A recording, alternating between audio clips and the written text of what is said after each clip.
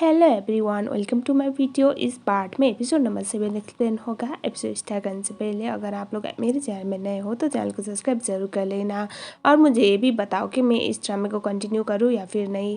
हमने देखा था लास्ट एपिसोड तक रेन और टैन एक दूसरे के काफ़ी ज़्यादा करीब आ गए थे। बेसिकली टैन मो को चीट कर लेता है और जिसके चक्कर में मोक और टैन में बहुत बड़ी लड़ाई हो जाती है और अब मोक डिसाइड करती है कि वो टैन को छोड़ देगी। ऐसे एंड हुआ था लास्ट पार्ट। सो अभी वाले पार्ट में हमें दिखाया जाता है टैन के पास एली जाती है और वो बोलती कि तुम्हारी प्रॉब्लम क्या है, और वहाँ पर ना रिंग भी था, वेडिंग रिंग भी। ये सब देखने के बाद वो बोलते हैं कि पता है लाइफ में बहुत सारे मिस्टेक करते हैं हम लोग, लेकिन इसका मतलब ये नहीं कि हम फिर से रिस्टार्ट कर नहीं सकते या फिर हमें सेकंड चांस मिल नहीं सकता। तो तुम्हारे पास है एक चांस, जाओ, तुम मुझको बहुत प्यार करते हो मुझे पता है, जाके उसे मनाओ, उसे माफ़ी मांगो, तुम्हें चांस ज़रूर देगी।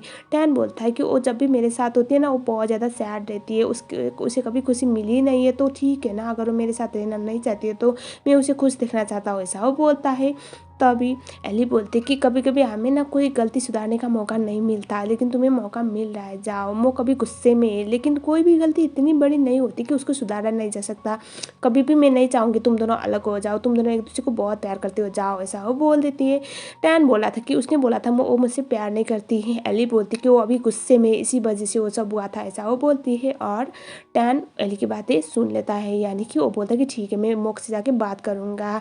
और आपको तो पता है मोक को ना टैन से हमेशा से कमिटमेंट चाहिए होता था और वो मीडिया के सामने कभी वो बोलता नहीं था कि ये मेरी गर्लफ्रेंड है। मतलब वो करियर पर इतना फोकस था ना, जिस बात की वजह से मोक को ये बात बहुत ज़्यादा चुभी भी थी। और अभी हमें दिखाया जाता है टीवी पे नेक्स्ट डे। मोक जब रिपोर्टर वाले पूछते हैं कि आपके और टैन के बीच में क्या रिश्ता है, मतलब ये क्वेश्चन बहुत बार पूछा जाता था लेकिन इन लोगों ने कभी कमेंट किया नहीं था कि हाँ हम दोनों कपल है। सो आज मुख साफ साफ बोल देते कि टैन मेरा सीनियर है और मैं जूनियर हूँ। और जब वो लोग पूछते कि आप दोनों कपल नहीं हो क्या, तभी वो बोलते कि हम दोनों कपल कैसे हो सकते हो, वो मुझसे बहुत सीनियर है, मैं बस उसके साथ काम सीख रही हूँ, इसके अलावा कुछ भी नहीं, आप लोग तो खुद भी बना लेते हो स्टोरी, ऐसा वो बोल देती है। ये सब चीज़ मुख की बातें वो सुन रही थी, एली और टैन देख रहे थे। और यहाँ पर एली जल्दी से टीवी को ऑफ करके बोलती है कि अभी मुक बहुत ज़्यादा गुस्से में, इसलिए सब बोले, तुम उसकी बातों पे ध्यान मत दो। ये सुनने के बाद टैन बोलता कि नहीं नहीं, मुझे इस बात से कुछ भी गुस्सा नहीं आ रहा है, क्योंकि मैंने कभी एक चीज़ किया हुआ था।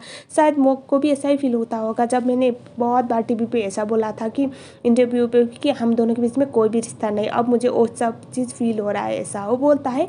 और उसके बाद टैन बोलता है कि जो गलती मैंने किया है उसकी माफ़ी तो मैं उससे माफ़ी मांग ही लूँगा, और साथ में मैं एक बार फिर से अपनी लाइफ को रिस्टार्ट करना चाहता हूँ, मैं मोक से माफ़ी मांगना चाहता हूँ, ऐसा वो बोलता है। और उसके बाद टैन की बात सुनने के बाद एली थोड़ा बेटर फील कर रही थी। हमें दिखाया जाता है अगले वाले सीन में टैन रात को मुक के घर के सामने ऐसे वेट कर रहा था। मुक बहुत ज़्यादा ख़राब मूड में आई हुई थी और जब वहाँ पर वो टैन को देखती है तो वो तो गाड़ी से निकलने के लिए मना कर देती है और वो इंडी को बाहर भेजती है और बोलती है कि उसे यहाँ से भगाओ।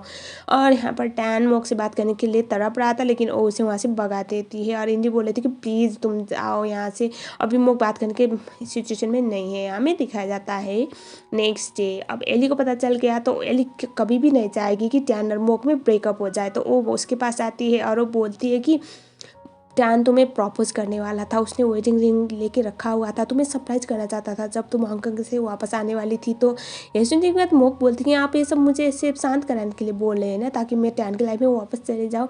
ऐसा हो ही नहीं सकता, अगर ऐसा कुछ होता तो जब मैं वापस आई तो मेरे बेड पे जहाँ पर मैं और टैन टाइम स्पेंड करते थे वहाँ पर रेन के साथ वो क्या कर रहा था, मैंने तो कुछ और ही देखा था ना।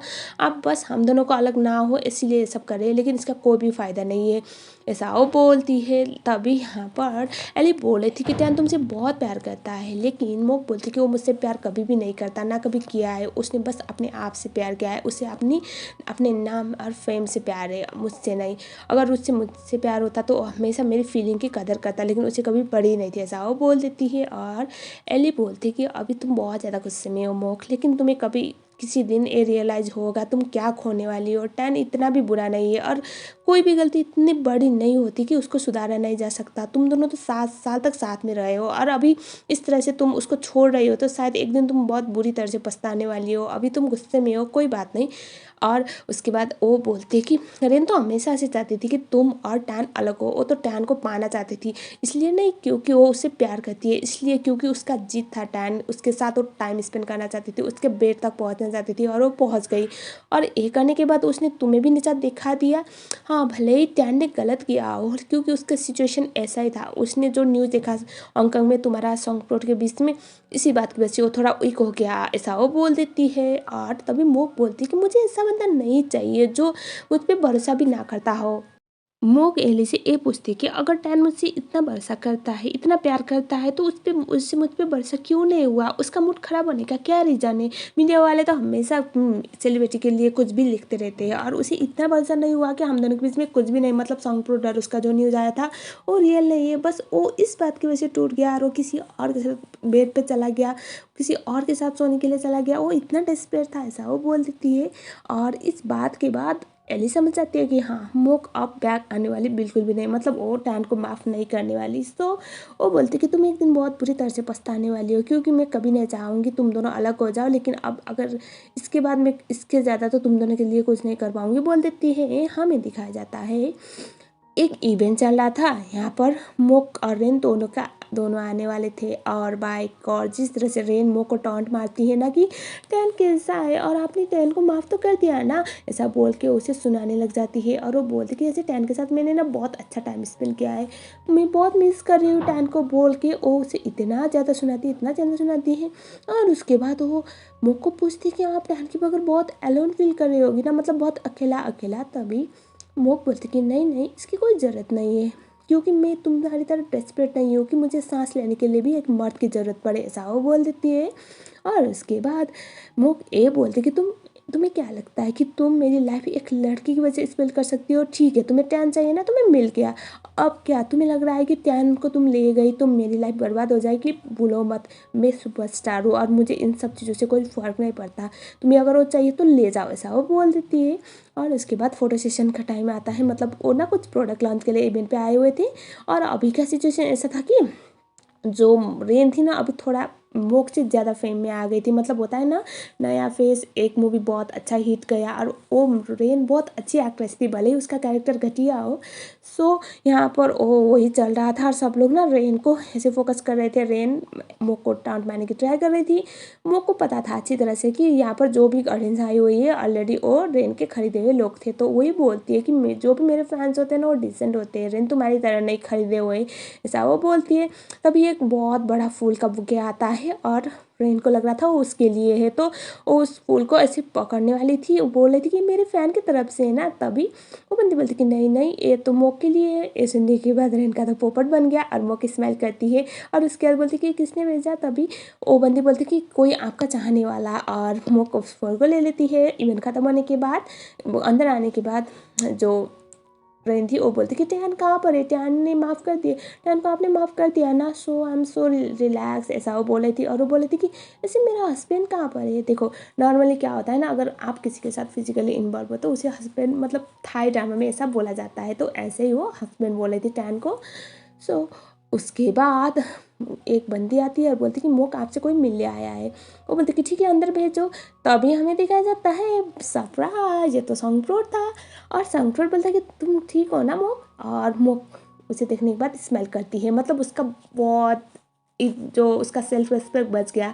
और यहाँ पर सॉन्गफ्लोर को देखने के बाद रेन का तो पोपटी बन गया। और वो बोलती है कि आप यहाँ पर क्या कर रही हो, आपको आने की कोई ज़रूरत नहीं थी, आपका टाइम वेस्ट हुआ होगा ना। मोक ऐसा बोलती है सॉन्गफ्लोर को। सॉन्गफ्लोर बोलता है कि आपके लिए तो मैं दुनिया से लड़ सकता हूँ, आपके लिए इतनी छोटी सी बात क्या है, मैं आपके लिए तो कहीं भी पहुँच सकता हूँ, ऐसा वो बोलता है। मोक रेन को जो स्टेयर देती ना, वो तो बहुत भयंकर वाला था। और इस तरह से एपिसोड नंबर 7 एंड हो गया। देखो गाइज, मेरा प्लान ऐसा था कि मैं दो एपिसोड को एक करूँ, लेकिन कभी कभी मेरे पास इतना टाइम रहता नहीं, तो मैं ऐसे मैनेज करूँगी। जब मेरे पास टाइम हो तो मैं 2 एपिसोड का एक पार्ट कराऊंगी, ज़्यादा टाइम ना हो तो मैं 1 एपिसोड का एक पार्ट बनाऊंगी। आप लोग मुझे बताओ कि आप लोग इस ड्रामे का कंटिन्यूशन चाहते हो या फिर नहीं, मैं फिर से पूछ रही हूँ। अगर आप लोग चाहते हो तभी मैं इस ड्रामे को आगे एक्सप्लेन करूँगी, वरना नहीं तो कमेंट सेक्शन में भर भर के नेक्स्ट पार्ट लिख लेना। चैनल में नहीं हो तो चैनल को सब्सक्राइब जरूर कर लेना। मिलते हैं नेक्स्ट वीडियो में, तब तक के लिए thank you so much for watching.